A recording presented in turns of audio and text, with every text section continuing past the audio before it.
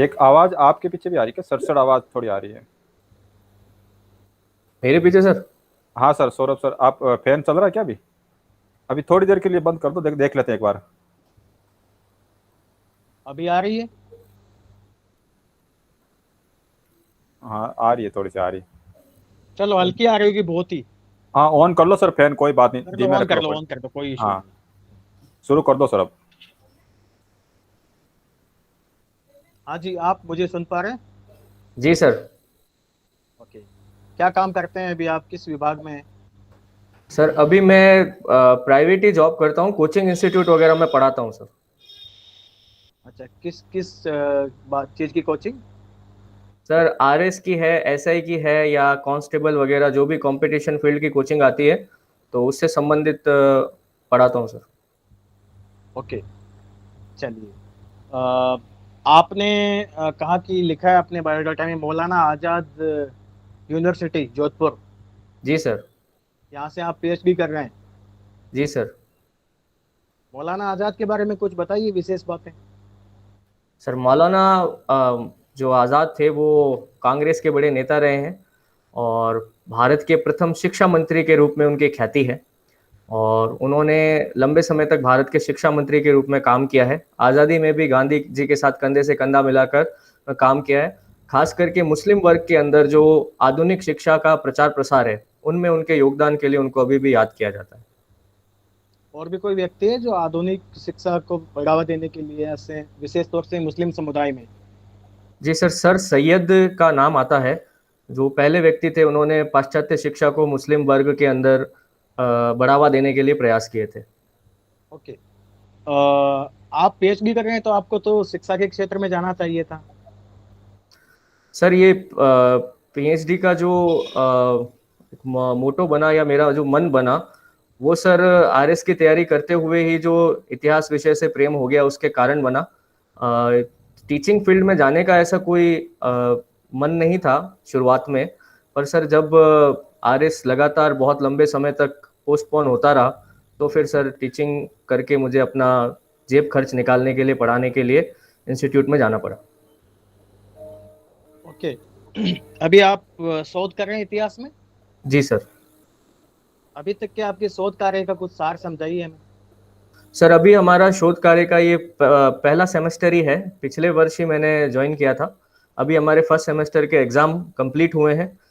और मेरा सर शोध का विषय जो है वो पश्चिमी राजस्थान के अंदर दशनाम सन्यासियों के मठ और उनकी जीवित समाधियों पर है। तो अभी उसका मैंने एब्स्ट्रैक्ट तैयार किया है। अभी हमें गाइड अलॉट नहीं हुआ है। गाइड अलॉट होते ही फिर सर वो फाइनल होता है, वो आगे जाएगा। ओके। चलिए, आपने इतना तो कम से कम शोध में जानकारी हासिल की होगी कि महाराणा प्रताप महान थे कि अकबर महान था। सर महानता के पैमाने जिस हिसाब से लोग अपना सेट करते हैं, तो अलग अलग व्यक्तियों के लिए अलग अलग लोग महान हो सकते हैं। अकबर को महान कहने का जो नजरिया है वो इस कारण से है कि अकबर ने अपने पूर्ववर्ती जो शासक थे उनके अनुसार कृत्य ना करते हुए सर्वधर्म समभाव को बढ़ावा दिया। समझ जबकि गया, मैं समझ गया। हाँ, जी सर। ओके। मैं समझ गया। मुझे ये बताइए कि ऐसी कौन सी विशेष बातें थी महाराणा प्रताप में जो उन्हें विशेष बनाती है? आप उनका केवल उल्लेख उल्लेख कर सकते हैं, विस्तार से नहीं बताना। जी सर। महाराणा प्रताप ने सर अपने राजसी ठाट बात को त्यागा, जो कि उस समय कोई भी और अन्य शासक करने की हिम्मत नहीं दिखा पा रहा था। महाराणा प्रताप अपने बच्चों को, फैमिली को कष्ट में डालकर भी अपनी मातृभूमि को प्रथम रखने में सर सफल हुए। वो अपने बच्चों के और अपनी पत्नी के कभी भी उस चीज को नहीं देखते थे कि इनको हमेशा मैं कंफर्ट जोन में रखूं। और दूसरी बात यह है कि सर महाराणा प्रताप ने कभी भी जो है महिलाओं के इज्जत के साथ जो है कॉम्प्रोमाइज नहीं किया। जैसे उनके पुत्र अमर सिंह जब लेकर आ गए थे रहीम की पत्नी और बेटियों को, तो उन्होंने वापस ससम्मान उन्हें लौटाया। ये उनके चरित्र को महान बनाता है। ओके। मुझे लगता है कि आपको प्रशासनिक सेवाओं की अच्छी खासी जानकारी है और आप पीएचडी भी कर रहे हैं, तो सोच समझ के आपने प्लान किया, उम्मीद है इस बात की। लोक सेवा में राजस्थान के विशेष संदर्भ में क्या चुनौतियां हैं लोक सेवकों के सामने, आप मुझे समझाइए। सर लोक सेवकों के सामने जो चुनौतियां हैं सर, वो स्थानीय स्तर पर जो समस्याओं का जो लोकल जनता के साथ कम्युनिकेशन अधिकारियों का नहीं होता है, मुझे लगता है कि ये एक बड़ी समस्या है। जब अलग अलग जिलों के अंदर हम अलग अलग जगहों से सर जाते हैं तो स्थानीय स्तर पर पहली बार एडजस्ट करने में समय लगता है। अगर स्थानीय स्तर पर बहुत जल्दी अगर हम कनेक्ट कर पाए, वहाँ के लोकल जो लोग हैं अगर उनसे लोक सेवक अच्छे से मिल पाए तो हम जल्दी कर पाते, बट जनरली ऐसा हो नहीं पाता, उसमें समय लग जाता है। पहली चुनौती तो सर यही है लोक सेवकों के लिए। दूसरी जो चुनौती सर मुझे लगती है कि जब हम एक सामान्यज्ञ की तरह सर जाते हैं लोक सेवा के लिए, तो कई सारी ऐसी जगह है जहाँ पर हमें विशेषज्ञों की सेवाओं पर निर्भर रहना पड़ता है। तो ऐसी स्थिति में सर हम कई बार एफिशिएंट हो सकते हैं और कई बार एफिशिएंट ना हो पाते हैं, तो ये भी एक बड़ा चैलेंज सर हमारे सामने रहता है। आपने अभी बताया कि जन जुड़ाव थोड़ा सा मुश्किल होता है। एक अच्छा इनिशिएटिव था राजस्थान गवर्नमेंट का। आप जानते हैं कि लोक सेवक है वो रात्रि में जाकर गांव में चौपाल लगाते थे। हाँ बिल्कुल सर, वो रात्रि में उनको अपने कार्यकाल के दौरान वो चौपाल लगाकर उसकी रिपोर्ट बकायदा देनी होती थी कि आप वहां जाएं और आप लोगों से मिले और उसके बाद आपके क्या अनुभव रहे, आपने क्या प्रयास किया, आप इसकी सूचना पोर्टल पे डालें। तो ठीक है, जी सर। चलिए समझ गया मैं। साथ ही एक बड़ी और भी चर्चित मुद्दा रहता है कि राजनीतिक दबाव भी होता है लोक सेवकों पर। आप जी इससे सर। एग्री करते हैं? सर राजनीतिक दबाव तो हमेशा ही होगा, क्योंकि जो लोक सेवक हैं वो तो हमेशा एक गवर्नमेंट एम्प्लॉय है, जबकि सरकार वगैरह जो है सर वो तो पार्टियां जैसे जैसे बदलती है तो उनके कार्यकर्ता और उनके नेता भी बदलते हैं, उनकी प्रायोरिटीज बदलती हैं, तो दबाव आना तो निश्चित है सर। अच्छा, दबाव आना निश्चित है। तो क्या एक लोक सेवक को, आप विशेष तौर से मैं आपसे पूछूं कि आपने क्या सोचा है इसके बारे में, कैसे मैनेज करेंगे? सर मैनेज तो सर, जैसे कि मैंने इस बात को तो अंगीकार कर लिया है कि आपके ऊपर या मेरे ऊपर किसी भी प्रकार का पॉलिटिकल प्रेशर तो आएगा ही आएगा, पर किसी भी हाल में विदाउट अगेंस्ट द लॉ जाके या कानून के सम्मत जो काम नहीं हो सकता सर, इसके लिए मैं जरूर प्रयास करूंगा कि ऐसा कोई काम मेरे हाथ से ना हो जो किसी कानून के सम्मत ना हो। ओके। राजस्थान में, राजस्थान के जनजीवन के बारे में आप गांव से वाकिफ हैं? सर वैसे मेरा जन्म और परवरिश दोनों शहर में हुई है, गांव जाने का यदा कदाई मौका मिलता है, बट फिर भी मैं पूरी कोशिश करूंगा सर आपके प्रश्न का ठीक जवाब है, देने के लिए। आप मुझे कुछ घुमंतू जातियों के नाम बताइए राजस्थान के। सर राजस्थान के अंदर राइका रेबारी जो ऊंट जन पालक की जनजाति है, ऊँटों का पालन करते हैं। इसके अलावा सर नहीं, रायका तो घुमंतू, परमानेंट घुमंतू जातियां नहीं है, वो तो सीजनल घूमते हैं इधर उधर। कुछ ऐसी जातियों के नाम बताइए जो परमानेंट घुमंतू जातियों गा, में आते गाड़िया लोहार जनजातियां हैं सर, जो कि वो लगातार अपना स्थान बदलते रहते हैं। हैं। और बताइए। और सर ये वो भी सीजनल है सर, वो स्थान बदलते हैं। जैसलमेर के अंदर जोगी जनजाति है, जो ये पर्यटन का सीजन आता है तो जरूर जैसलमेर के पर्यटन स्थान जो है वहां पर आकर वो अपना गुजर बसर करते हैं। बंजारा भी सुना आपने? जी सर, बंजारा जोगी ये जनजातियां जो है। ठीक है। आप गजल भी सुनते हैं? जी सर। ओके, किसकी सुनते हैं? सर गजल में सर मुझे नुसरत फतेह अली खान और गुलाम अली साहब की गजल सुनना ज्यादा अच्छा लगता है। नुसरत फतेह अली खान के एक वारिस हैं अभी जी फेमस? हाँ सर, ये राहत फतेह अली खान है जो बॉलीवुड मूवीज वगैरह में भी गाते हैं। ओके। और राजस्थान से कोई गजल गायक का नाम आपको याद है?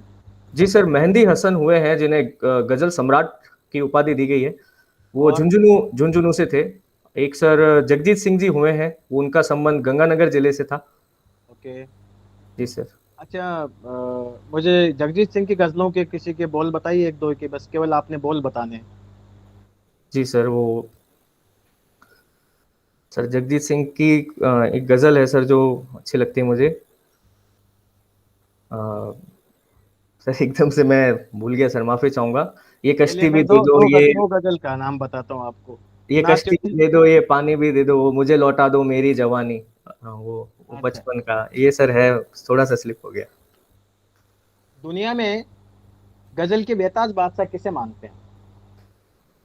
सर गजल के बेताज बादशाह तो मेहंदी हसन जी को ही माना जाता है। अच्छा, तो गुलाम अली जी का कोई महत्व नहीं है? नहीं सर, गुलाम अली जी का अपना बहुत महत्व है, परंतु सर गजल गायकी को जो एक फर्श से अर्श पर ले जाने का जो काम किया वो मेहंदी हसन जी ने किया। उसके बाद गुलाम अली जो है उन्होंने अपनी परफॉर्मेंस दी। गुलाम अली की गजल के बोल बता दीजिए मुझे, एक लाइन केवल।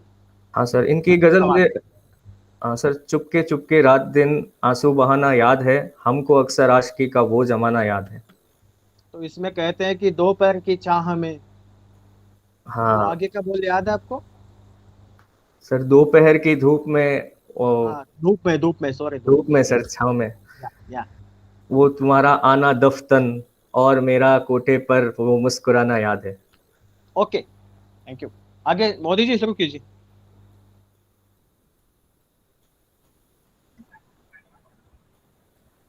आपका शैक्षणिक पृष्ठभूमि जो है, एक बार आप बताएंगे क्या है? जी सर, मैंने 10वीं और 12वीं जोधपुर से उत्तीर्ण किया। उसके पश्चात इंजीनियरिंग मैंने बेंगलोर कॉलेज ऑफ इंजीनियरिंग से पूर्ण किया, इलेक्ट्रिकल एंड इलेक्ट्रॉनिक्स में किया था। एमबीए सर मैंने ह्यूमन रिसोर्स मैनेजमेंट में जेएनयू जोधपुर से, और उसके बाद एमए हिस्ट्री में किया सर जेएनयू जोधपुर से। आपकी शैक्षणिक पृष्ठभूमि में इतनी विविधता क्यों है? जी सर, सर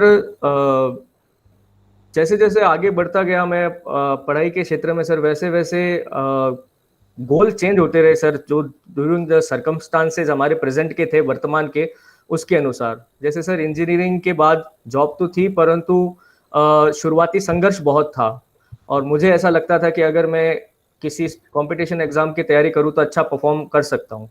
तो मैंने आरएस प्रशासनिक सेवा को चुना, राजस्थान की प्रशासनिक सेवा को, बट उसमें लगातार सर डिले हो रहा था 2013 से। इस वजह से मैंने पढ़ाई करना जारी रखा, और इन एमबीए तो सर मैंने, इंजीनियरिंग के बाद एक ट्रेंड था कि आप एमबीए करें तो आपको अच्छी कॉर्पोरेट के अंदर जॉब मिल सकती है, और हिस्ट्री का जो है वो सर पढ़ते पढ़ते जो इंटरेस्ट जागा, तो हिस्ट्री जानने की और इच्छा हुई, तो मैंने एमए किया। तो आप मन से खुद को क्या मानते हैं? आपने एमबीए किया है तो आप एक मैनेजर हैं कि आप एक इंजीनियर हैं? सर वर्तमान में मैं एक सामान्यज्ञ हूँ, जिसको विविध विषयों की थोड़ी थोड़ी जानकारी है, जो कि शायद प्रशासनिक सेवा में मेरे को अच्छा फायदा देगी। आपको ये नहीं लगता कि आपने सरकार के बहुत सारे संसाधनों का उपयोग किया है? क्योंकि इंजीनियरिंग में जिस सीट पे आप रहे होंगे, वो भी गवर्नमेंट की सब्सिडाइज सीट्स होती है। एमबीए भी एक प्रोफेशनल कोर्स है, तो दो प्रोफेशनल डिग्रीज होने के बाद आप प्रशासनिक सेवाओं की तरफ आ रहे हैं। सर प्रशासनिक सेवा में मैं जब अगर जाता हूँ, और प्रशासनिक सेवा में जो मेरा ये अनुभव है, और जो चीज़ें मैंने पढ़ी हैं, जो भी मेरे ऊपर जो भी श्रम और पूंजी व्यय हुई है, तो मैं ज़रूर, जब मुझे मौका मिलेगा प्रशासनिक सेवा में, तो मैं इनका ज़रूर सर पूरा पूरा उपयोग करूंगा, और इस प्रकार से शायद मैं समाज के प्रति और देश के प्रति अपना कंट्रीब्यूशन वापस दे दूंगा। आपने इलेक्ट्रिकल स्ट्रीम से इंजीनियरिंग किया है ना? जी सर। तो ये जो आपने पढ़ा होगा पावर जनरेशन में, तो ये एससीआर क्या होता है?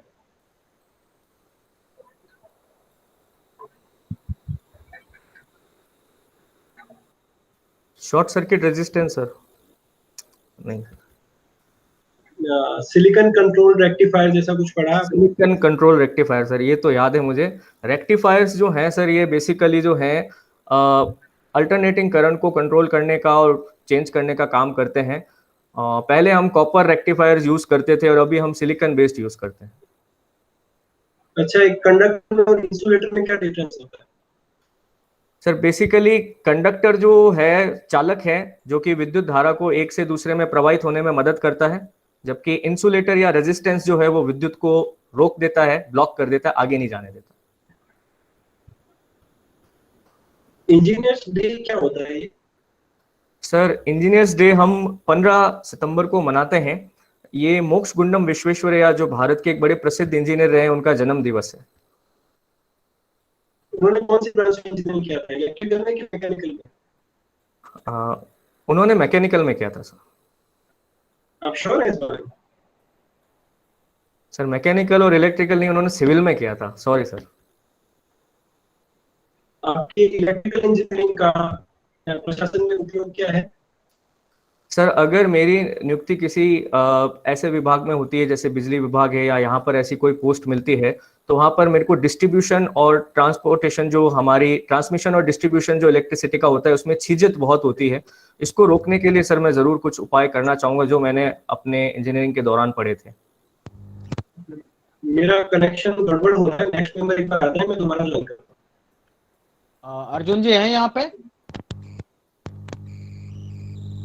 अर्जुन जी? हाँ सर, हाँ हाँ बिल्कुल बिल्कुल आप सर, मैं हूँ। शुरू कीजिए, शुरू कीजिए। बिल्कुल सर, शुरू करते हैं ना। सौरभ जी सुन पा रहे हैं आप मुझे? जी सर। जी, आपने इतिहास में एमए किया है, आपके जी सर। अनुसार आपको क्या लगता है, इतिहास का पुनर्लेखन होना चाहिए क्या? सर मेरा एक मानना है कि इतिहास का लेखन इतिहास के अनुसार होना चाहिए, किसी विचारधारा के अनुरूप नहीं। अच्छा, यदि आपको इतिहास का पुनर्लेखन करने को कहा जाए तो आप कौन कौन से तथ्यों और साक्ष्यों को जोड़ना चाहेंगे? सर फिलहाल तो ऐसे कोई तथ्य और साक्ष्य नहीं है जिनके लिए मेरे पास कोई प्राथमिक सोर्स हो, प्राथमिक स्रोत हो। प्राथमिक स्रोतों के आधार पर अगर कोई परिवर्तन होता है तो मैं जरूर करना चाहूंगा। ठीक है, उपन्यास पढ़ना आपकी रुचि है? जी सर। अभी आपने हाल ही में कौन सा उपन्यास पढ़ा? सर मैं अंग्रेजी के उपन्यास ज्यादा कंफर्टेबल, आराम से पढ़ पाता हूँ। अमीश त्रिपाठी का भी हाल ही में हुआ ट्रायोलॉजी के नाम से उपन्यास है, उसमें the oath of Vayuputras, Hindi में ट्रांसलेशन है वायुपुत्र की कसम, वो मैंने पढ़ा सर। अच्छा, क्या सार है उसका? सर अमीश त्रिपाठी जो है ये भारत के एक माइथोलॉजिकल फिक्शन राइटर है, यानी कि पौराणिक कल्पनाओं पर आधारित ये कहानियां लिखते हैं। उन्होंने सर शिवा, पार्वती, सती, राम, रुद्र, ये जितने भी हमारे धार्मिक कैरेक्टर हैं उनको सबको जीवत मानते हुए किताब को लिखा है सर। आपका गृह जिला क्यों प्रसिद्ध है? गृह जिला जोधपुर सर सूर्य नगरी के नाम से है। साल में 350 दिन यहाँ पर अच्छी लाइट पड़ती है। इसके अलावा सर हैंडीक्राफ्ट और जोधपुरी पत्थर के लिए जोधपुर शहर जिला जाना जाता है। अच्छा, गजल सुनना भी आपकी रुचि है? जी सर। गजलें सुनना, तो गजल के साथ कोई वाद्य यंत्र बजाया जाता है क्या जब गजल गाते हैं तो? गजल के साथ सर काफी वाद्य यंत्र प्रयोग में होते हैं, खास करके हारमोनियम और तबला वगैरह का प्रयोग जो है वो लोग बड़ा उससे करते हैं। आपने भी कोई गजल लिखी है क्या? नहीं केवल सर, सुनना पसंद कर? सिर्फ सुनना सर। अच्छा, आपको क्या लगता है कोरोना की तीसरी लहर भारत में आएगी क्या? सर जिस हिसाब से अभी सरकमस्टांसेस हैं हमारे और पिछले साल का जो हमारा अनुभव है, तो कोरोना की तीसरी लहर आने से इनकार नहीं किया जा सकता, क्योंकि ये संक्रमण रोग है। अगर कुछ व्यक्ति भी संक्रमित रह जाते हैं तो वो एक बड़े पॉपुलेशन को संक्रमित कर सकते हैं। एज एसडीएम आप इस लहर में किस प्रकार की भूमिका निभाएंगे? सर अब हमारे पास इतना अनुभव हो गया है कि पिछले कोरोना काल के अंदर जिस प्रकार की गलतियां प्रशासन से या जनता से हुई, उसको मैं रोकना चाहूंगा। जैसे कि सर जैसा पिछला बार लॉकडाउन हमने लगाया और लॉकडाउन में जैसे ही छूट दी तो लोगों के अंदर वापस से मिलना जुलना अच्छी शुरू हो गया। सैनिटाइजेशन का उपयोग, मास्क का उपयोग वो लोग भूल गए। साथ ही साथ छोटे छोटे क्षेत्रों में जहां पर कोरोना से संक्रमित मरीज आ रहे थे, उनकी भी जो सूचना है वो आगे लोग नहीं दे रहे थे। कई बार उन्होंने संक्रमण को छुपा लिया। तो मैं कोशिश करूंगा सर, अगर कहीं पर कोई संक्रमित लोग हो रहे हैं तो पहले उसकी जानकारी प्रशासन के पास आए ताकि उनका घूमना फिरना रोका जा सके। देखिए, आपकी शैक्षिक पृष्ठभूमि बहुत विविधतापूर्ण भरी है। आप विज्ञान विषय के विद्यार्थी भी रहे हैं, मानविकी विषय के विद्यार्थी भी रहे हैं। प्रशासन को इससे क्या लाभ मिलेगा? सर प्रशासन, जो हमारा अधिकारी, प्रशासनिक अधिकारी पद की मांग है वो एक सामान्य की मांग है। वहां पर विज्ञान की भी उतनी आवश्यकता है जितनी इतिहास, भूगोल और संस्कृति की आवश्यकता है। और क्योंकि ये प्रशासन है तो प्रबंधन की आवश्यकता तो होगी ही। तो मुझे ऐसा लगता है कि तीनों विषयों का ज्ञान थोड़ा थोड़ा होने के कारण मैं इसमें उपयोगी रहूंगा। अच्छा, राजस्थान में कुछ दिन पहले एक घटनाक्रम हुआ फोन टैपिंग का, जी सर। सुना होगा आपने? जी सर। अभी भी सुर्खियों में है। ये फोन टैपिंग के कोई फोन कैसे टैप कर सकता है आपका? सर फोन तो जो हमारे ये जहाँ पर ये कंपनीज के सर डेटा सेंटर बने हुए होते हैं, वहाँ पे हर कॉल की जो नंबरिंग है, सिम कार्ड का जो सर नंबर होता है जिसको हम आईएसएम नंबर बोलते हैं, उससे आप उसको ट्रैक कर सकते हैं कि वर्तमान में ये कौन से एरिया के अंदर फ़ोन कर रहा है और हम डायरेक्ट उसको फ़ोन को ट्रैक करके सर उसकी बातचीत को सुन सकते हैं। क्या आपको ऐसा लगता है कि ऐसा करना किसी व्यक्ति के अभिव्यक्ति की आज़ादी के विरुद्ध नहीं है? सर विदाउट इंफॉर्मेशन अगर देश की रक्षा को कोई खतरा नहीं है तो इस प्रकार से किसी की निजता का उल्लंघन करना मौलिक अधिकार का उल्लंघन है। अच्छा, जोधपुर से कितने मुख्यमंत्री हुए हैं राजस्थान के अभी तक? सर जोधपुर से 3 मुख्यमंत्री अब तक हो चुके हैं, श्री जयनारायण व्यास, बरकतुल्ला खान जी और वर्तमान में श्री अशोक गहलोत। जयनारायण जी व्यास कितनी बार मुख्यमंत्री रहे?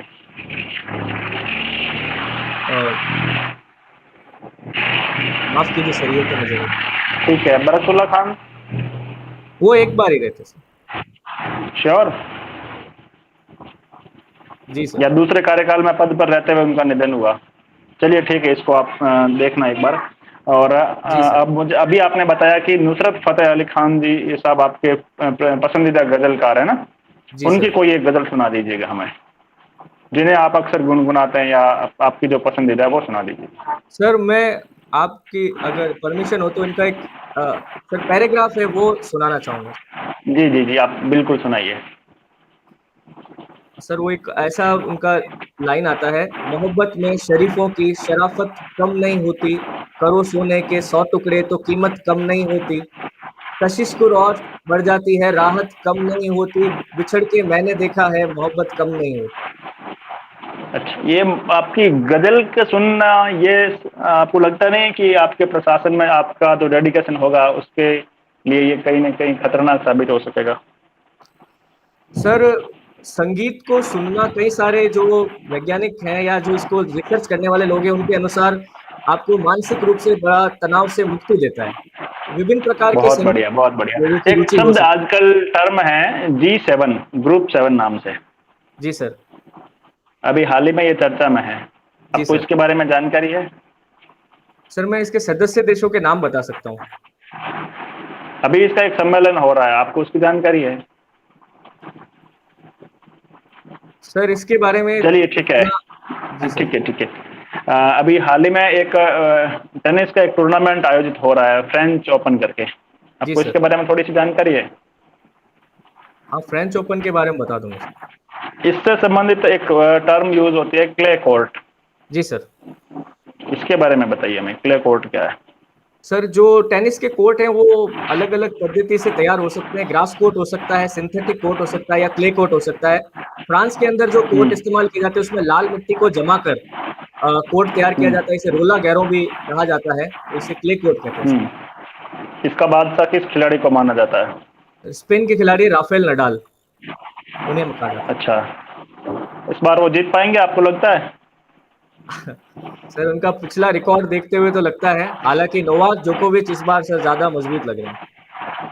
आपकी जानकारी के लिए मैं बता दूं कि सेमीफाइनल में नोवाक जोकोविच ने उनको हरा दिया है। उनको हरा दिया है सर, मैं बस यही सोच रहा था। ठीक है, ठीक है। अभी इसका महिला सिंगल्स का फाइनल खेला गया है और अनसीडेड किसी खिलाड़ी ने, किसी गैर वरीयता पर्याप्त खिलाड़ी ने इसका खिताब जीत लिया। आप इसके बारे में आपको नहीं पता है? नहीं सर, इस ठीक है। चलिए, आपकी पृष्ठभूमि पूरी तरह से शहरी रही है, आप यदा कदा ही गांव गए, ऐसा आप अभी बता रहे थे। जी सर। आप बीडीओ के रूप में पश्चिमी राजस्थान में पोस्टेड है, ठीक है? मेरी बात पूरी ध्यान से सुनना सौरभ जी। बीडीओ के रूप में पश्चिमी राजस्थान में आप पोस्टेड है और आप नरेगा के किसी साइट पर निरीक्षण करने जाते हैं जी। वहां पर आपको लोगों को टीकाकरण के लिए प्रोत्साहित करना है। आप 1 मिनट में अपनी मातृभाषा में या लोकल लैंग्वेज में बताइए कि आप उन्हें कैसे मोटिवेट करेंगे ताकि एक लोगों के माध्यम से और वैक्सीनेशन का जो परसेंटेज है वो बढ़ सके। सर सबू पहली तो ओटेरा जी का मौजीज लोग है वेणे भेड़ो करने और वेणे इन बात बातें मैं जागरूक करूँगा कि भाई टीका लगाना बहुत जरूरी है। तो आप सब लोग जितना है आप अपने परिवार वाला ने, रिश्तेदार वाला ने और जितना भी गाँव रा लोग है वेणे इकट्ठा करो।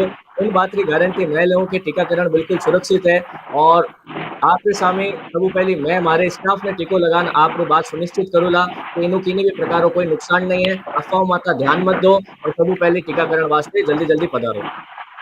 बहुत बढ़िया, बहुत बढ़िया। आपको क्या लगता है, जैसे कैंसर और एड्स जैसी बड़ी बड़ी बीमारियां हैं जो अभी तक लाइलाज है, उनका टीका क्यों नहीं बन पा रहा है? सर कैंसर बेसिकली हमेशा जब डेवलप होता है तो वो एक सर्टेन स्टेज आती है जब वो जानलेवा हो जाता है। कैंसर की जो कैंसर बनना जो है, विभिन्न प्रकार की जो कोशिकाएं वो कहीं पर भी जो है डेवलप होकर कैंसर को बना सकती है। तो फिर कैंसर हर व्यक्ति के अंदर कोई कॉमन नहीं है कि जिसके लिए कोई वैक्सीन बनाई जा सके। हाँ, कुछ दवाइयां हैं जिनसे हम कंट्रोल कर सकते हैं। यही बात एड्स के साथ है सर। एड्स का जो वायरस है वो इतना ज्यादा मनुष्य की इम्यून शक्ति को कमजोर कर देता है, जबकि हम वैक्सीन वगैरह लगाते हैं उससे तो WBC हम श्वेत रक्त कणिकाएं उत्पन्न कर रहे हैं। इम्यून सिस्टम भी कमजोर हो जाएगा तो एड्स का टीका काम नहीं कर पाएगा। ठीक है, नंदू सिंह जी। मोदी जी हैं? हाँ जी सर, मैं जुड़ गया हूँ वापस। हाँ, कर दी। ज्यादा टाइम नहीं लेना, हमने थोड़ा सा सवाल करना है बस। जी सर। आपने MBA भी कर रखा है, तो मेरा प्रश्न ये है कि एडमिनिस्ट्रेशन में और मैनेजमेंट में डिफरेंस क्या होता है? सर प्रशासन का एक छोटा भाग है प्रबंधन। प्रशासन एक बड़ी टर्म है, प्रबंधन इसका एक भाग है। प्रशासन के अंदर अब एक पूरी सर हैराकी होती है और प्रबंधन जो है वो प्रशासन ये डिसाइड करता है कि भाई आपको क्या क्या काम करने हैं। प्रबंधन उसकी कार्य प्रणाली डिसाइड करता है कि आप अपने गोल तक किस प्रकार से पहुंचेंगे। ये एक मेजर डिफरेंस है। प्रबंधन प्रशासन का ही एक भाग है। अच्छा, मुझे थोड़ा सा आप इलेबोरेट करके बताइए, क्योंकि हमने जो जाना है कि पोस्ट कॉर्प जो है वो मैनेजमेंट का पार्ट होता है सर। पोस्ट जो कॉर्प, हाँ, जो प्लानिंग वाला पार्ट है वो तो आपने एडमिनिस्ट्रेशन में बता दिया, तो फिर डिफरेंस क्या रहा? सर प्रशासन के अंदर जो है ये पोस्ट कॉर्प जो है नो डाउट सर प्रबंधन का भाग है, परंतु प्रशासन के अंदर सर जो हम जिस प्रकार की मशीनरी उपलब्ध करा सकते हैं, जिस प्रकार के हम कानून लेके आ सकते हैं, फंड लेके आ सकते हैं, वो पोस्ट कॉर्प से नहीं होता सर। ये सब प्रशासनिक जब तक हिस्सेदारी नहीं होगी तब तक पोस्ट कॉर्प काम नहीं करेगा। ठीक है, हाल फिलहाल आप कहाँ कार्य कर रहे हैं? सर मैं कुछ कोचिंग इंस्टीट्यूट में ऑनलाइन और ऑफलाइन पढ़ाता हूँ सर। क्या पढ़ाते हैं आप? सर मैं हिस्ट्री और ज्योग्राफी की क्लास लेता हूँ। ओके, तो अभी किसान आंदोलन बहुत चर्चा में है, जी सर। तो आप इतिहास में बता सकते हैं राजस्थान में कब कब किसान आंदोलन हुए? सर राजस्थान में तो पूरे भारत में सबसे लंबा चलने वाला बिजोलिया किसान आंदोलन हुआ है सर, जो कि 1897 से लेकर 1946 तक चला। बेंगू किसान आंदोलन हुआ है सर, ये भी बड़ा चर्चित रहा था। इसके अलावा भी कई किसान आंदोलन सर बीकानेर में और अलवर क्षेत्र में भी हुए हैं। तो पिछले किसान आंदोलन के हिसाब से अभी के आंदोलन में आप क्या समाधान देखते हैं कि किस तरह से ये समाधान हो सकता है?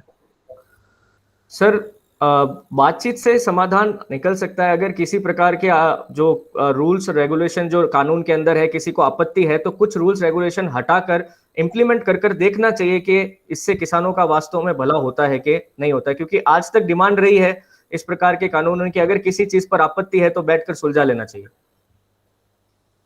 आप थोड़ा स्पेसिफिक होकर बता सकते हैं, दो चीजें जो हटा देनी चाहिए या जोड़ देनी चाहिए? सर कॉन्ट्रैक्ट फार्मिंग का जो एक इशू आ रहा है उसके अंदर कलेक्टर को जाकर ज्ञापन देकर वो किसान अपनी सुनवाई करवाएगा। अब इसमें सर कितना समय लगेगा, उस कितने समय में रिजॉल्व हो जाएगा, इस बारे में कोई गाइडलाइन नहीं दी हुई है। और ना ही उन्होंने ये बताया कि भाई आपका जो ये इशू है ये सिविल कोर्ट के अंदर क्यों नहीं जाएगा, आप कलेक्टर के पास जाके इसको रिजॉल्व क्यों करवाएंगे। दूसरा जो है सर इसके अंदर ये बात हो रही है MSP के ऊपर कानून बनाने की। हालांकि सरकार हर साल MSP जारी करती है, पर ये चाहते हैं कि लोग मांग कर रहे हैं कि आप MSP चाहे निजी खरीद हो चाहे सरकारी खरीद हो, आप उस पर कानून बना दीजिए। निजी खरीद पर ऐसा अभी कोई कानून नहीं है। अच्छा, मेरे दो काउंटर क्वेश्चंस हैं। एक तो अभी MSP के लिए कोई कानून बना हुआ है क्या? सर अभी MSP के लिए पर्टिकुलर कानून कुछ फसलों के लिए बना हुआ है। जो 26 फसलें उनके लिए सरकार समर्थन मूल्य जो जारी करती है हर साल, हर जगह कानून राज्यों के अंदर नहीं है। सरकार, केंद्र सरकार जो है समर्थन मूल्य जरूर जारी करती है। नहीं, कानून बना हुआ है कि नहीं है? सेंट्रल लेवल पे तो है सर। श्योर है आप? नहीं सर, इसमें मैं श्योर नहीं हूँ। कोई बात नहीं। मेरा लास्ट क्वेश्चन है, अभी आपने कहा कि ग्रीवेंस रेड्रेसल के लिए कलेक्टर के पास वो ज्ञापन देंगे, आप इस बारे में श्योर हैं क्या कि कलेक्टर को देंगे? जी सर, इसमें श्योर हूँ। ठीक, कंक्लूड कर। फीडबैक शुरू करें सर? हाँ मोदी जी, आप ही कर दीजिए।